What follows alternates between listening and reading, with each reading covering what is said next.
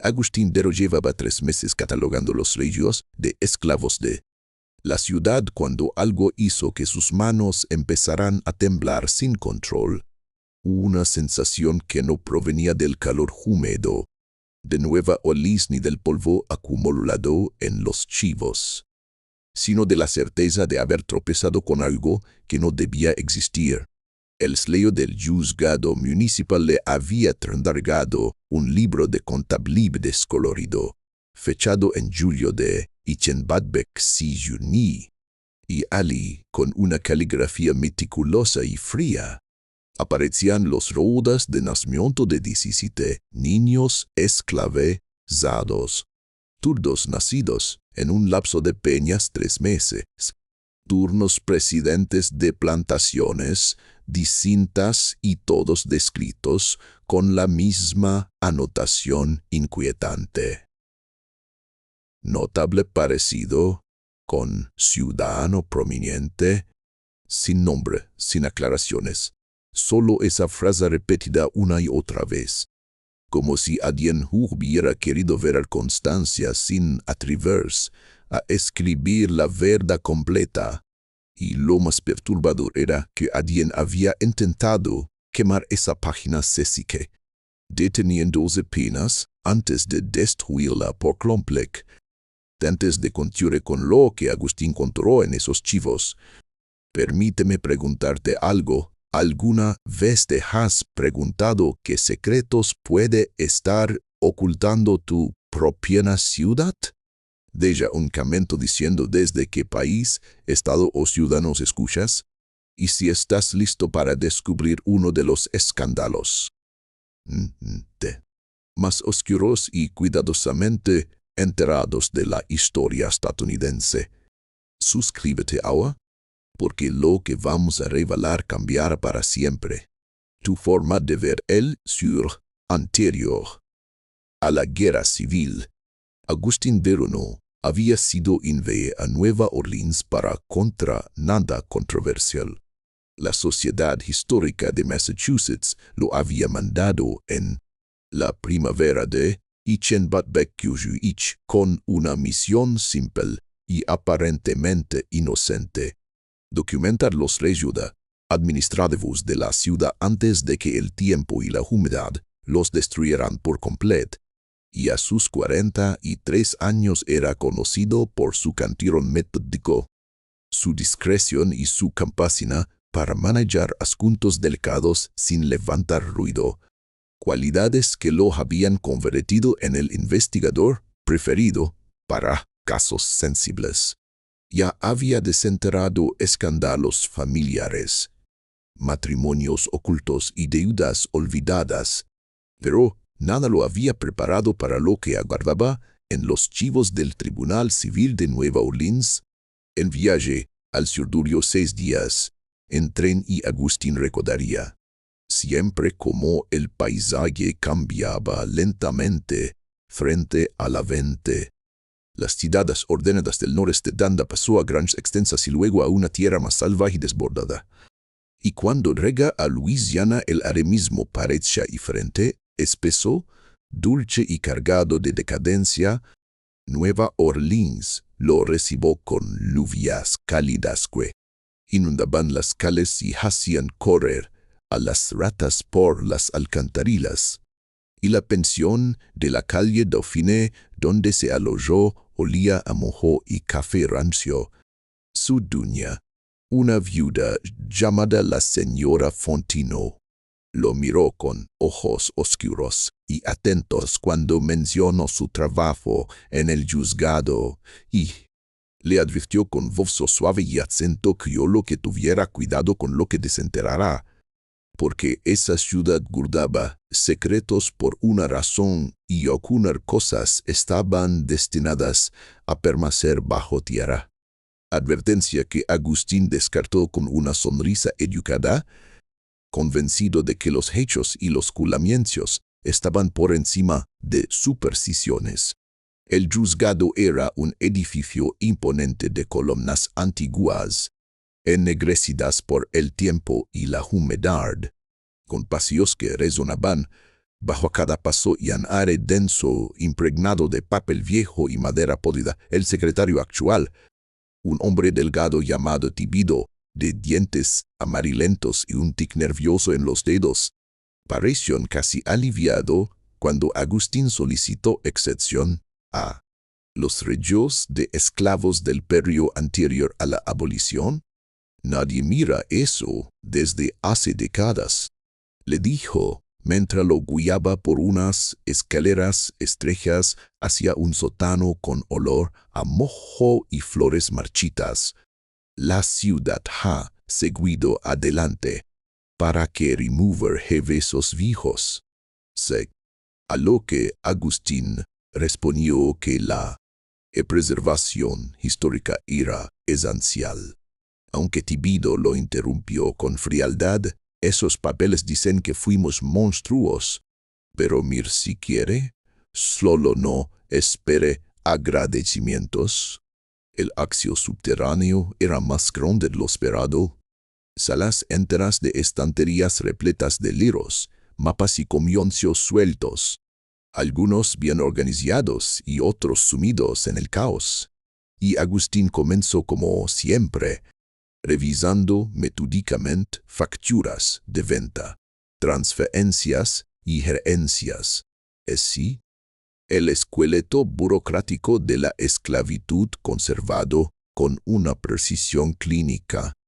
Durante la primera semana solo se familiarizó con los sistemas, notando la mezcla de influencias francesas, españolas y estadounidenses, pero en la segunda semana empezaron a descargarse pequeñas anomalías, marcas en los márgenes, abreviaturas extrañas, símbolos repetidos junto a ciertos reyes, niños listados sin madres, madres declaradas muertas que parecían años después, precios que no tenían sentido cónico, niños valorados 5 veces más que otros o entregados por $1 con la nota transferencia caritativa. Y un día encontró la venta de un niño de 6 años llamado Benjamin por $1, con la anotación FDR urgente y la frase «Se requiere discreción familiar». Una expresión que empezó a repetirse de forma alarmante. Lo más perturbador eran las descripciones físicas inusualmente detalladas: piel clara, ojos grises, cabello rojizo, rasgos angulosos. Parecer sido notable, según el tasador, parecer sido a quién, se preguntó Agustín, mientras cruzaba datos de plantaciones y propietarios, trazando conexiones entre Riverside, Cedar Hill, Magnolia Terrace y nombres que patrician en la política y la alta sociedad, hasta que Tibido le llevó un libro con bordes quemados condenado tras un armario, advirtiéndole que con familias antiguas no apreciaban sorpresas, y en ese libro, entre abril y junio de Ichenpapa estaban los 17 reyes, cada uno con un número del 1 al 8 donde debería figurar el padre, escritos con la misma mano original, y al marcar los lugares en un manfa y los nombres de senadores, jueces, congresistas y banqueros propietarios de esas tierras, Agustín comprendió que aquello no era un error administrativo, sino un sistema deliberado, una red silenciosa, y que los números salían algo aún más profundo, una verdad que alguien había intentado borrar con fuego, pero que se negaba a desaparecer. Agustín pasó el resto de aquel día y todo el siguiente revisando cada documento que pudo contra de principios de Itzenbatbección-Juni, registros legislativos, actas judiciales, archivos de periódicos y listados comerciales, buscando hombres que tuvieran razones legítimas para visitar múltiples plantaciones, figuras que se movieran en los círculos más altos del poder y cuya presencia repetida pudiera explicar por qué 17 niños nacidos en el mismo pío de 3 meses parecían descritos por su parecido con alguien, Y cuando el reloj del juzgado marcó las 9 de la noche de su segundo día de búsqueda ininterrumpida, encontró la primera coincidencia. El número 3 Patricia en 7 de los ríos de nacimiento. Y al seguir el rastro a través de transiciones de Brapin, cabillos fiscales y finalmente un informe legislativo, el nombre emergió con claridad inquietante: Jonathan Cartwright, legislador estatal y miembro del Comité de Agricultura y Trabajo, quien en enero de Ichenbat Petsushini había dirigido personalmente una inspección de salud y bienestar de los barracones de esclavos en toda la parroquia de Orleans como parte de un mandato oficial, y la fecha lo golpeó como un puñetazo. Enero, porque los niños marcados con el número 3 habían nacido todos en abril y mayo, 9 meses después, haciendo que la garganta de Agustín secara mientras leía la lista de plantaciones inspeccionadas: Bell Grove, Cedar Hill, Riverside, Oakmont, Clearwater, Magnolia Terrace y Ashland, cada una coincidiendo exactamente con los rellenos, y con manos temblorosas comenzó a cruzar los otros nomos con asignaciones legislativas, circuitos judiciales y comisiones estatales, descubriendo que el número 1 correspondía al juez Harold Sinclair, quien recorría plantaciones de 3 parroquias cada febrero y marzo para revisar escrituras y contrastos, que el número 2 era el senador Richard Valmont, el presidente de una comisión sobre productividad agrícola en Itzenbad-Bexy-Juizy, Itzenbad-Bexy-Juni, y que el número 5 pertenecía a Thomas Beauchamp, entonces un joven abogado que viajaba constantemente negociando contratos laborales y gerencias, cada número ligado a un hombre, cada hombre con razones documentadas para estar en las propios donde, 9 meses después, nacían niños marcados, todos ellos figuras respetadas y poderosas de la política de Luisiana. 17 niños, 8 hombres, funcionarios que debían proteger a los vulnerables y no explotarlos. Y alguien había intentado quemar el único rastro que los conectaba, por lo que esa noche Agustín guardó el libro en su maletín y regresó a la pensión caminando por calles que de pronto se sentían hostiles, con faroles de gas proyectando sombras inquietas y sonidos habituales que adquirían un tono siniestro, convenciéndose a sí mismo de que era paranoia, de que aquello había ocurrido hacía 50 años, de que muchos de esos hombres estaban muertos, pero el libro quemado contaba otra historia. Alguien había querido destruir esa evidencia, y no hacía tanto tiempo, pues el carbón aún era negro, señal de que esos secretos seguían importando, y al llegar encontró a la señora Fontenot sentada en el salón, mirándolo con tensión mientras cosía, comentando que lo veía padre y preguntándole si había acudido algo perturbador. Y cuando él respondió que solo estaba cansado, ella dejó la costura y le contó que su madre había trabajado en una gran casa de Esplanade Avenue cuyo dueño era un juez respetado que iba a misa y donaba a orfanatos. Pero detrás de la casa los barracones estaban llenos de niños con sus ojos y su nariz, algo que todos sabían pero nadie decía en voz alta, porque hacerlo lo haría real y exigiría acción, y por eso la ciudad se había construido sobre cosas que la gente elegía no ver, palabras que le impidieron dormir esa noche mientras pensaba en los gnomos y en el sistema cuidadosamente detallado para registrar crímenes sin nombrarlos.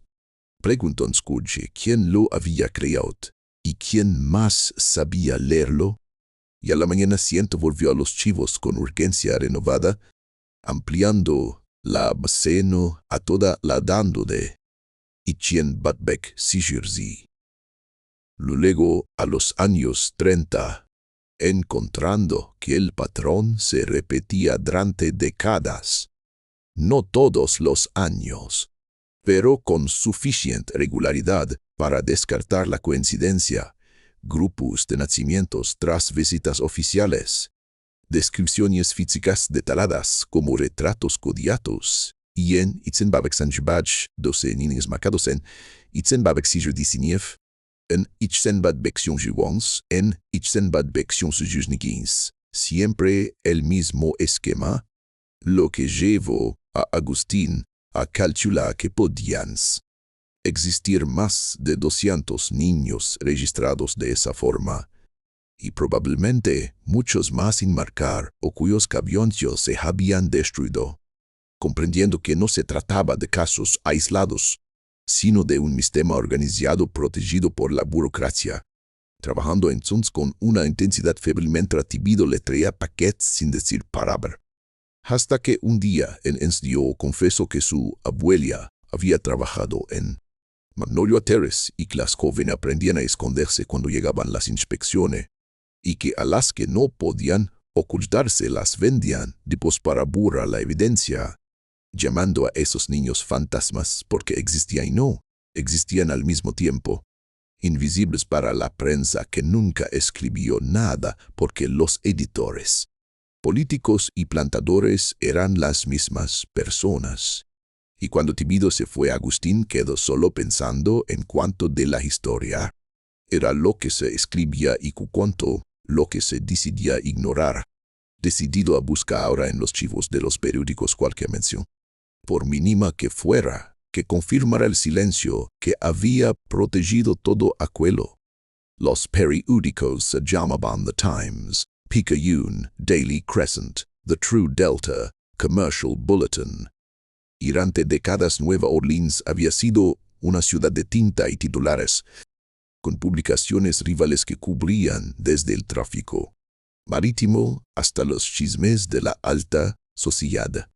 Y Agustín leólo página tras página de columna social, anuncios de nacimientos, nombramientos políticos y reportes criminales esperando contra Altefera una insinuación, pero el silencio era absoluto, porque en una ciudad donde cada boda elegante y cada pequeño escándalo manalo quedaban registrados, no existía ni una sola mención a niños esclavizados que se parecieran a sus dueños o a los asociados de textos, ni una carta al editor cuestionando la presencia de niños de piel clara en las plantaciones, ni un editorial moralizante, ni siquiera el lenguaje eufemístico con el que la sociedad victoriana solía abordar lo incómodo, como si toda una canada de la realidad hubiera sido declarada inexistente por consenso.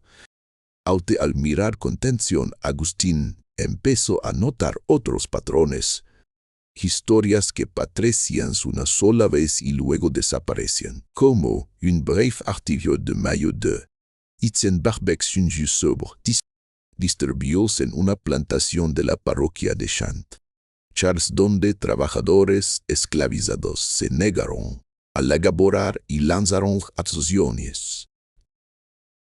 Al laborar y lanzaron acusaciones impropias contra personas de Calina, publicado una vez en la página 7 y jamás retomado.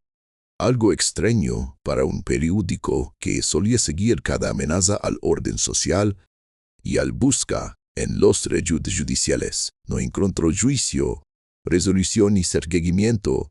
El incidente simplemente dejó de existir, igual que otros relatos fantasma a lo largo de la ando, menciones fugaces de reclamaciones retiradas antes de llegar a tribunales, cargos desestimados por magistrados o trabajadores enviados a propias lejanas por motivos disciplinarios nunca explicados, cada historia apareciendo una sola vez y desvaneciéndose.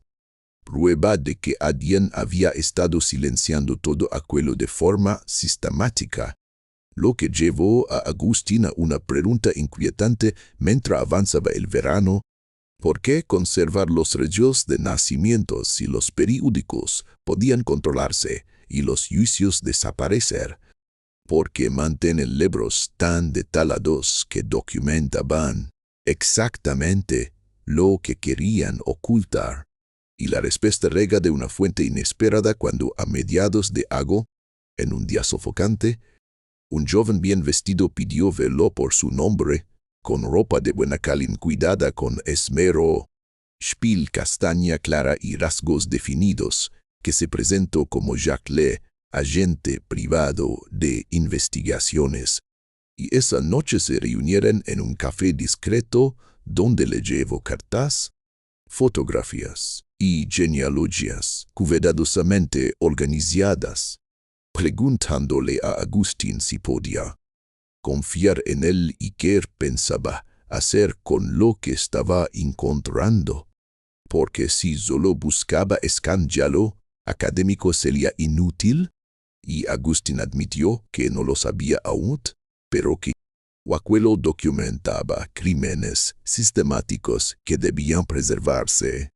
Momento en el que le confesó que su madre había nacido en Saint-Paulin, registrada con el número 6 y descrita como parecida a un benefactor, número que Agustín había vinculado a Marcos de Qua, poderoso banquero, y le explicó que existían decenas, cientos de niños fantasma, descendientes de hombres que escribían leyes mientras explotaban a quienes decían gobernar, desplegando fotografías de generaciones con rasgos similares, algunos vendidos lejos para no ser vistos, otros mantenidos cerca, pero contando cómo su madre fue vendida siendo niña porque se pare que tenía miedo a alguien importante. Y cuando Agustín preguntó qué quería de él, le respondió que necesitaba pruebas oficiales, porque los relatos familiares y las fotos no bastaban sin los libros de nacimientos y los códigos, y en las semanas que trabajaron juntos, uniendo caromioncios con historias humanas, conociendo a personas como Marie Toussaint, nacida en Belgroven y Saint-Sanju, criada por su abuela tras la venta de su madre, quien mostró una foto suya junto a un recorte del senador Thomas Beauchamp donde el parecido era innegable. Contó cómo él la miró una vez y luego desvió la vista, como si fuera un mueble, o Philippe Arnaud, maestro que rastreó a su abuela Roses vendida a Texas tras dar a luz, separada para siempre de su hijo porque se parecía demasiado a Marcos de Qua o Catherine Broussard, guardiana de chivos paralelos corados por los propios esclavizados. Y mientras Agustín escuchaba, comprendía que esos regiones no se habían conservado para denunciar, sino para controlar, para saber dónde estaba cada evidencia humana y cuándo debía desaparecer, y que la historia no solo se había escrito con palabras, sino también con silencios calculados que aún resonaban en los descendientes que ahora, por primera vez, exigían ser vistos. La bisabuela empezó a vulgar estos registros, explicó Catherine mientras mostraba a Agustín páginas de una caligrafía cuidadosa, fechas y nombre anotados con una precisión casi reverente, y añadió que si los blongos no iban a decir la verdad, entonces ellos la dirían por su cuenta, la recordarían, aunque tuvieran que mantenerla en secreto y aunque no pudieran pronunciarla en voz alta, porque conocerla ya era una forma de resistencia y un día Tarati tendría sentido, y cada persona que le llevaba tenía la misma historia, con variaciones mínimas: madres vendidas, niños dispersos, familias rotas para proteger la reputación de hombres poderosos. Y en todos los casos había reyes, no solo los corrientes oficiales que Agustín Había que hacer sino cartas privadas, diarios, facturas de venta conservadas con cuidado, fotografías tomadas cuando la fotografía empezó a estar al alcance de la gente común y juntos comenzaron a construir un caso completo. Agustín localizaba una entrada en los chivos del juzgado. Un niño nacido en un mes y año espípicos, marcado con un número y descrito con un nivel de detalle inusual, y le conectaba ese registro con una persona, una familia, una historia. Cruzaban fechas con sesiones legislativas, circuitos judiciales y regios comerciales. Trazaban mapas de los movimientos de los hombres, numerados demostrando cómo sus funciones oficiales les daban acceso a plantaciones de toda la región, y el patrón se volvía imposible de negar, porque entre Ichen Batpak Sanzayugui y Ichen Batpak Ujerial menos 237 niños habían nacido, todos de mujeres esclavizadas, y habían sido marcados con el sistema de numeración codificada, y la cifra real debía ser mayor, ya que esos eran solo los casos donde la documentación había sobrevivido y era lo bastante clara.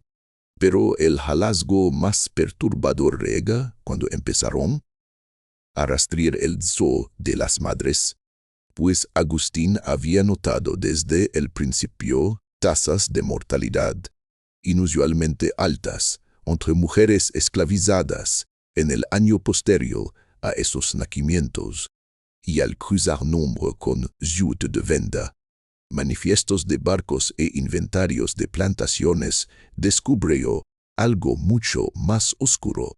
Muchas de las mujeres declaradas muertas parecían en listas de embarque con Zeoto a Cuba, Jamaica, Haití o Brasil, vendidas semanas o meses después de dar a luz, dejando a sus hijos atrás. Y esas muertes eran ficciones administrativas denadas para borrar cualquier vínculo, línea de testigos. Impedir acusaciones que no pudieran ser ignoradas, eran testigos, díjole en voz baja al comprender el patrón, las únicas que podían señalar la paternidad, y por eso las hicieron desaparecer.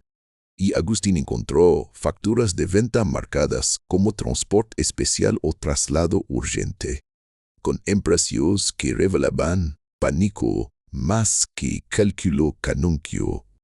Madres exiliadas por sabremiciado y por ser pruebas vivas de crímenes, capaz de destruir carreras políticas y dinastías familiares. Y una noche de finales de Agustín y les se sentaron en el atrio fuera del horario, rodeados de décadas de papeles, con pruebas suficientes para llenar 3 grandes cajones, copias de rejunas de nacimiento, venes, fotografías y testimonios cruzados, y le preguntó qué pensaba hacer con todo aquello, si lo publicaría y lo contaría al mundo. Y Agustín confesó que llevaba semanas luchando con esa decisión, porque si publicaba, las familias lo negarían todo, destruirían su reputación y lo acusarían de inventar escándalos. Y le respondió sin reproche que entonces no haría nada. Y Agustín dijo que lo preservaría, que se aseguraría de que sobreviviera, de que quedara bien catalogado y no pudiera destruirse fácilmente hasta que llegara el momento adecuado, lo que llevó a preguntarle cuándo sería ese momento, porque esos hombres estaban muriendo y pronto dirían que ya no importaba, y Agustín no tuvo respeto. Pensando en advertencias, en libros quemados y en el silencio sistemático, entendiendo que la verdad importaba, pero la supervivencia también, y al preguntarse por qué habían conservado los reyes, le respondió Todd, con una sonrisa amarga, que eran seguro y poder, una forma de chantaje y control, porque quien dominara esos secretos podía influir en votos, políticas y fortunas.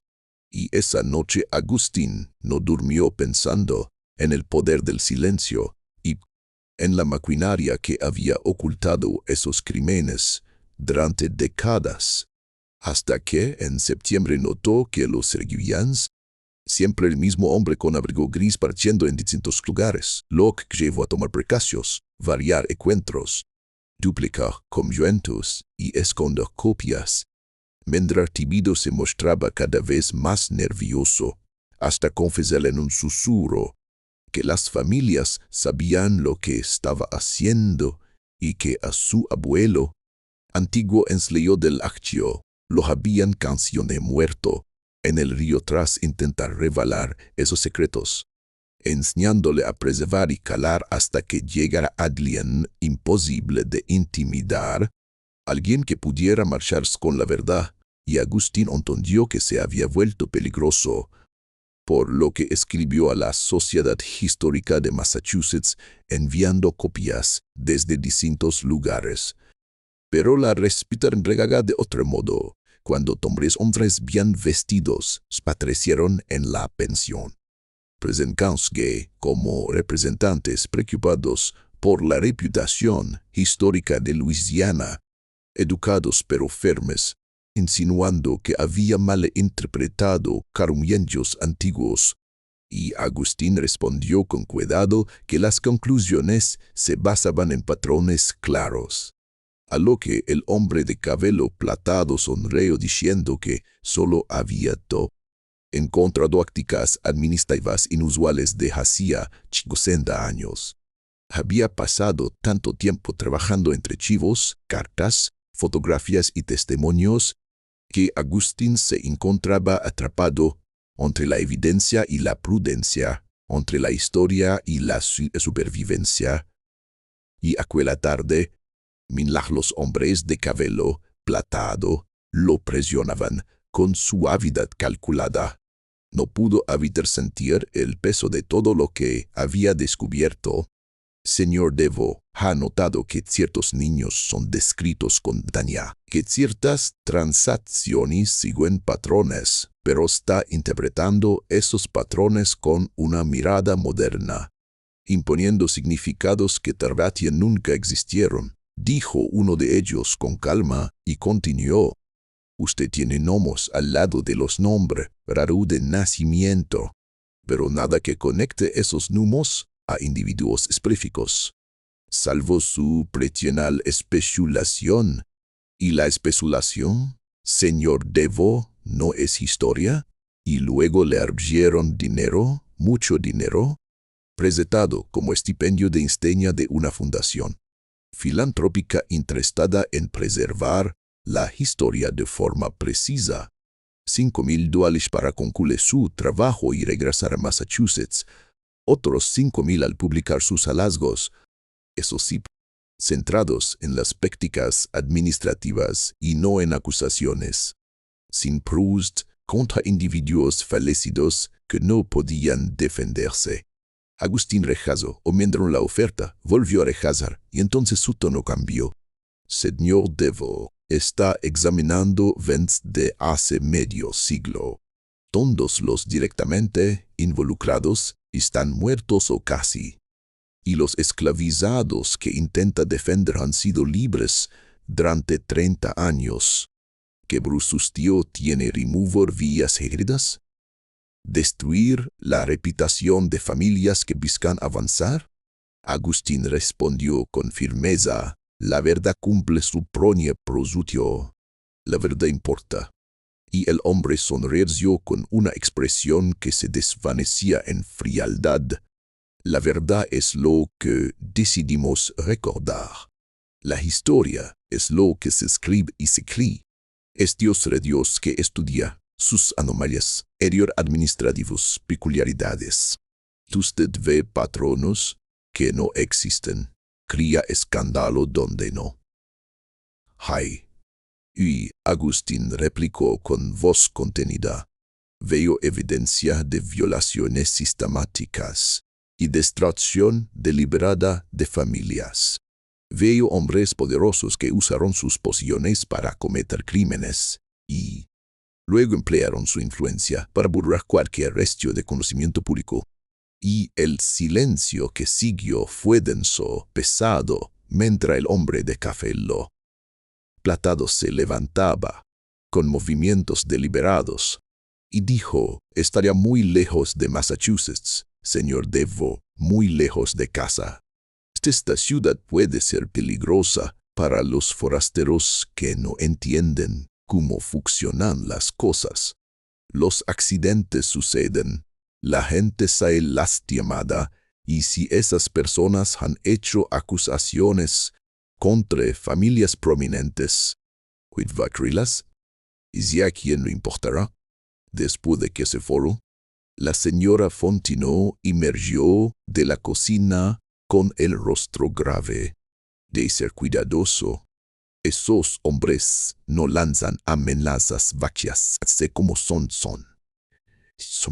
Creen que son dueños de esta ciudad, de todos en ella. No me intimidarán», dijo Agustín.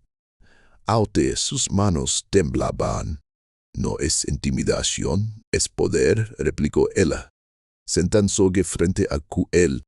«Mi madre sabía secretos de la familia para la que trabajaba. Nombre de niños, quién eran sus verdaderos padres. Pensaba que conocer esos secretos la protegía, la hacía valiosa. No fue así. Un día estaba allí. Al siguiente desaparición, la familia dijo que había huido, pero su cuerpo apareció 3 meses después, a miles de distancia.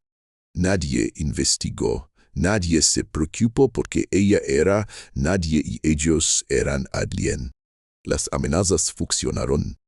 Agustín empezó a variar sus rutas, esconder notas y observar a quién lo seguía, pero no detuvo su trabajo. Si algo, la intimidación lo hizo más determinado. Esas familias pensaban que podían controlar la verdad, prueba el miedo, enterrar sus crímenes con amenazas y dinero. Él demostró lo contrario, pero los obstáculos se multiplicaron. Su acción a los archivos del juzgado se restringió cada vez más. Un supervisor recién llegado, corpulento y de movimientos bruscos, reemplazó al administrador anterior de manera sospechosa, exigiendo autorización escrita para cada celio de documento. Simples búsquedas que antes tomaban minutos, ahora demoraban días, y categorías enteras de derechos se volvieron inaccesibles para preservación o consulta. Entonces Tibido desapareció a mediados de septiembre. Agustín llegó al juzgado y encontró a un joven tras el escritorio. «El señor Tibido ya no trabaja aquí», le dijo, penas mayor que para afeitarse. «Renunció por motivos personales». «¿Qué motivos personales?» «No me informaron, apenas empecé ayer». Agustín fue a buscarlo a su hogar, pero la dicción llevaba a una pensión donde el casero dijo que se había mudado hace 2 días sin dejar dirección de reenvío, con el alquiler pagado hasta fin de mes, y se esfumó. Sus vecinos no sabían nada. Era como si hubiera dejado la ciudad de repente. Leves descubrió atrás de su red que a Tibido le hirvieron una opción: abandonar Nueva Orleans permanentemente, honrar cargos por robo y falsificación de gargancios. Acusaciones fabricadas pero creíbles. El esleo tomó a su familia y se trasladó a Texas, llevando consigo el conocimiento de lo oculto en el sótano del juzgado, pero ya sin riesgo de exponerlo. Sin Tibido, el trabajo de Agustín se estancó. El nuevo ensleo no podía o no quería ayudarle. Las solicitudes de caballos se perdían, materias mal archivados. El flujo de investigación, que había durado meses, se detuvo. A finales de septiembre, La Sociedad Histórica de Massachusetts le envió carta cordial pero firme. Su financiamiento había terminado. El proyecto había tomado más tiempo de lo previsto. Debía concluir la inscripción y regresar. Entre líneas, Agustín entendió la presión desde Luisiana hasta Massachusetts. Quizás le quedaba un mes, tal vez menos, si decidían llamarlo de inmediato. Cada hora disponible la pasó con Leves, compilando todo en un acto exhaustivo, documentos organizados cronológicamente, índices, explicaciones detalladas del sistema de codificación, cientos de páginas fotografiadas, múltiples copias guardadas en distintos lugares de la ciudad. Aunque destruyan todo en el juzgado, díciole, tenemos esto, tenemos pruebas. Pero, ¿pruebas de qué? Crímenes cometidos hace 50 años por hombres muertos. Comprendió Agustín que documentar la verdad no equivalía a alcanzar justicia. Las familias poderosas negarían todo, usarían abogados y periódicos para desacreditar cualquier acusación. ¿Y quiénes sufrieron? Madres vendidas, niños dispersos, familias destruidas. Seguirían 100 notas al pie en una historia que prefería olvidar. Aún así, trabajó porque incluso sin justicia podía preservar el resto. Al final, se concentró en documentar historias individuales, vidas humanas detrás de los números códicos. Pasó horas con personas que le traía, registrando testimonios, tomando fotografías, recopilando cartas y transcribiendo historias familiares. Maritusa le mostró un baúl de su abuela lleno de retazos de tela, botones, encajes, materiales rescatados de la gran casa en Belgrove. Mi abuela dijo que esto eran pedazos de mi madre, explicó. Philip Arno compartió cartas de su abuelo tras la emancipación. Desesperados intentos por contra a su madre vendida a Texas, sin éxito. Catherine Broussard mostró los libros de su bisabuela, archivo privado que seguía nacimientos, muertes y eventos con la misma meticulosidad que los rayos oficiales, alfabetizada y enseñándose sola al observar a los hijos del amo, sabiendo que si no lo escribía, la verdad desaparecería. Así que escribía en secreto en los márgenes, escondida, para que supiéramos.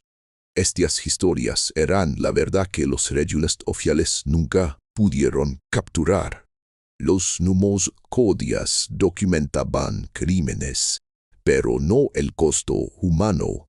Madres que nunca volvieran a ver a sus hijos creciendo sin conocer su origen.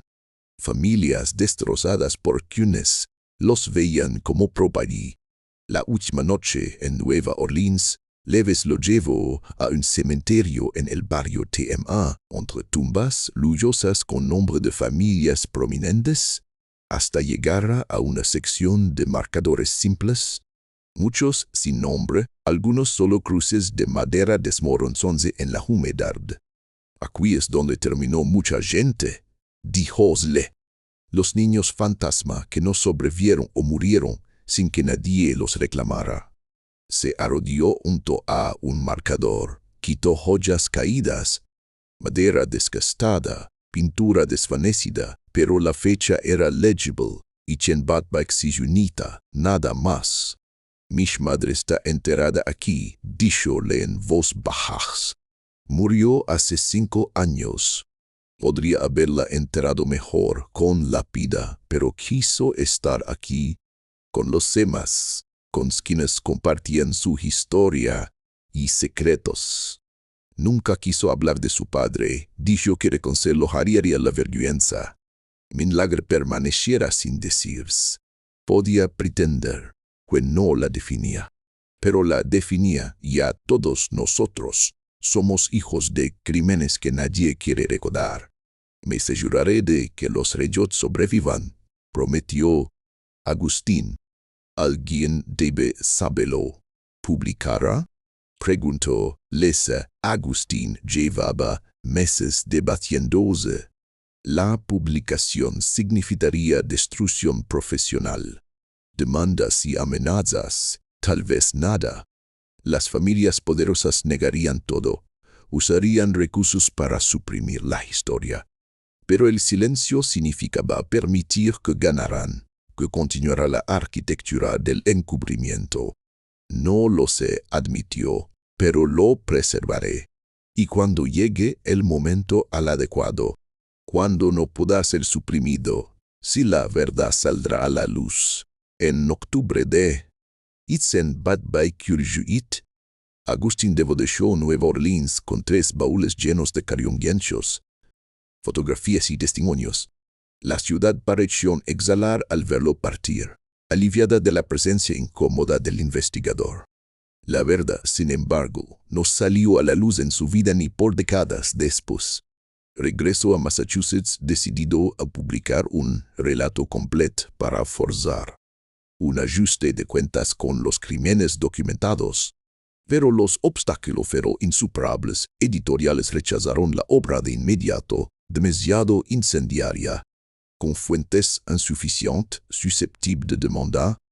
Revistas académicas cuestionaron la rodularia, sugiriendo que había malinterpretado códigos administrativos y aplicado sensibilidades modernas a prácticas históricas.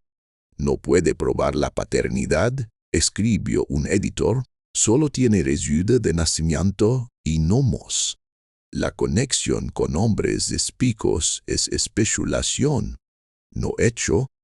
Cartas llegaron de abogados de familias de Luisiana, gruesos sobre con amenazas legales si continuaba, alegando difamación de fallecidos y falsificación histórica deliberada, con dedex profesional y serios, capaces de arruinar lo financiera y profesionalmente.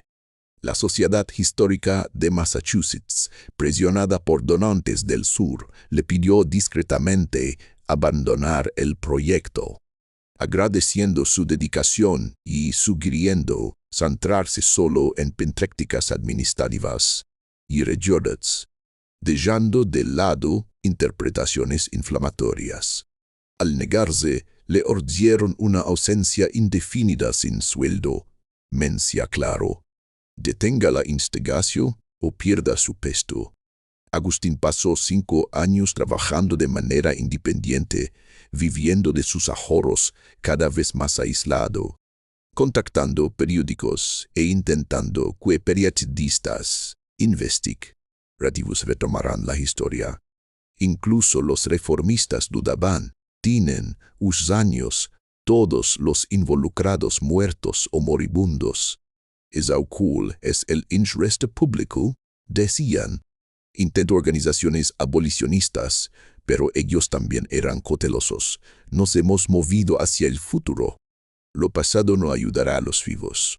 Frustrado y comprendiendo finalmente las advertencias de Tibido y Leves, entendió que algunas verdades eran demasiado peligrosas para ser dichas, no porque no fueran reales, sino porque demasiados habían invertido en mantenerlas ocultas.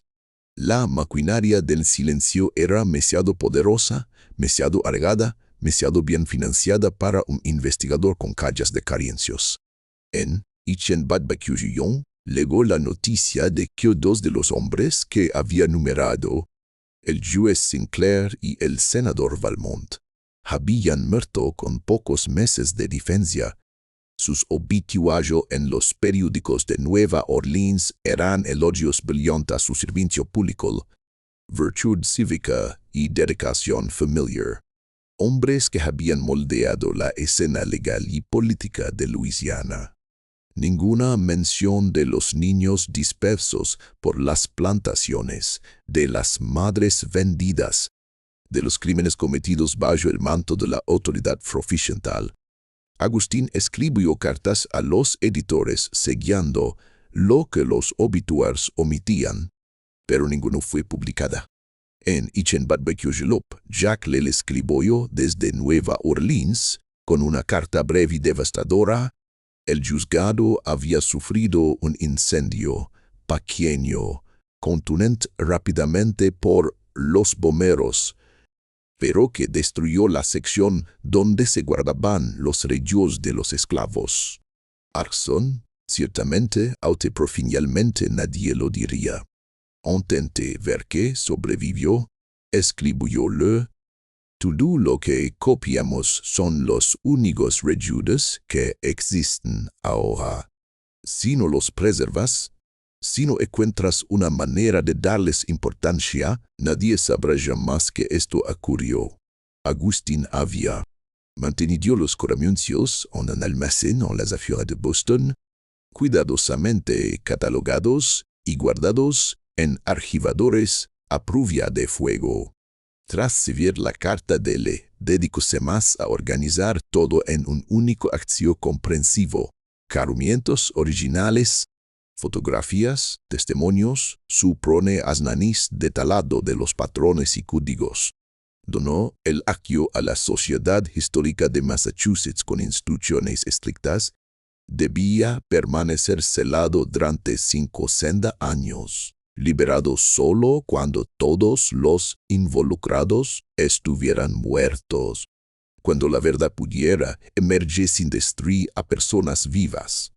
Creía que en Itzenkyuhaksunjulok el país estaría preparado para entrar esa historia, que el poder de las familias de Luisiana habría disminuido lo suficiente para que la verdad se pudiera contar. La sociedad aceptó la donación y la archivó. Agustín murió en Itzenkyubaklingsan creyendo que algún día abriría esos chivos y sacaría la historia a la luz. Pero los chivos tienen una manera de perderse. Fueron trasladados durante una renovación en Ichenkyubaishul. Luego a un nuevo edificio en Ichenkyubarazán, reorganizado durante la Gran Depresión. Cuando el celo de 50 años expiró en Ichenkyubaixijulok, nadie recordaba el contmot ni su importancia. Permanecieron en estancamiento, acumulando polvo, sus secretos encerrados en escritura que cada vez menos personas podían leer. Sistemas de notación sin texto, fotografías de personas cuyos nombres habían sido olvidados. Décadas pasaron, el movimiento por los derechos civiles luchó por dignidad e igualdad. Pero los crímenes espíricos documentados en el acto de Agustín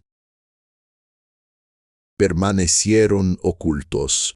Las familias implicadas, algunas aún prominentes en Luisiana, otras dispersas por el país, nunca tuvieron que responder por lo que sus antepasados hicieron. Las madres vendidas, los niños dispersos, la destrucción sistemática de familias, todo permaneció enterrado en calles que nadie abrió. En Ichenkyuba, una estudiante de posgrado investigando prácticas de acción del siglo XIX se topó con el acto de Agustín. Pasó semanas revisando carruancios, tratando de entender lo que veía, números codificados, descripciones detalladas, patrones de nacimientos y venes. Nada tenía sentido hasta que jaló las notas explicativas de Agustín, con cada número asociado a un hombre, cada sistema de guiado con un puesto concreto. Levó sus hallazgos a su tutor, emocionada por la relevancia histórica. Él revisó los, leyó el análisis de Agustín y luego cerró las cajas. Esto es explosivo, pero también indemostrable. Tenemos números y correlaciones, no confesiones ni testimonios contemporáneos. Si publicas esto, te acusarán de fabricar escándalo. Destruirás tu carrera antes de empezarla. Pero es verdad, protestó la estudiante. La verdad no basta, replicó su tutor, no cuando acusas a familias prominentes de atrocidades. No cuando la evidencia es circunstancial. Devuélvelo al hecho. Tal vez algún día alguien encuentre la manera de contar esta historia sin destruirse. La estudiante, necesitando terminar su tesis y construir su carrera, siguió su consejo, archivando de nuevo las cajas y escribiendo sobre recticas administrativas inofensivas. El acto volvió al olvido, y sigue estañado en la Sociedad Histórica de Massachusetts, esperando a alguien que haga las preguntas correctas, que conecte los patrones, que entienda lo que Agustín Devo pasó años documentando, evidencia de abuso sistemático por parte de algunos de los hombres más poderosos de Luisiana, registros códices que seguían crímenes mientras mantenían la negabilidad, fotografías y testimonios de personas cuya existencia debía permanecer invisible. Todo está ahí preservado pero oculto, verdadero pero no contado. Los periódicos nunca lo informaron, no en los Itzenbadbeiksishers, ni en los Itzenbadbeikushu, ni en las décadas posteriores. La arquitectura del silencio que protegió a esos hombres en vida continúa protegiendo su memoria y su muerte. Las familias siguieron manteniendo su posición, construyendo legados sin reconocer la base de crimen y explotación sobre la que se levantaron. Y los niños fantasma, descendientes de aquellos nacimientos, numerados dispersos por todo el país, que llevan en sus rasgos la evidencia de los credosos cometidos por hombres poderosos. La mayoría desconoce su pretendida historia. Los ríos que podrían revelarles quiénes fueron sus antepasados, qué hicieron con sus familias, permanecen celados en calles que nadie abre. Esta no es una historia con final satisfactorio. No hubo ajuste de cuentas, no hubo justicia. No hubo momento en que la verdad triunfará sobre el poder. Los crímenes fueron cometidos, documentados en lenguaje codificado y luego enterrados bajo capas de silencio, negación y protección institucional. Las víctimas, madres, niños y familias, fueron borradas de la historia. Solo momos en libros que nadie lee. Agustín Devo encontró la evidencia, Jack le preservó las historias. Juntos construyeron un acto exhaustivo que probaba, más allá de toda duda razonable, lo que había ocurrido en las plantaciones cerca de Nueva Orleans. Y no importó, la maquinaria de poder que permitió esos crímenes fue lo suficientemente fuerte para suprimir la verdad durante generaciones.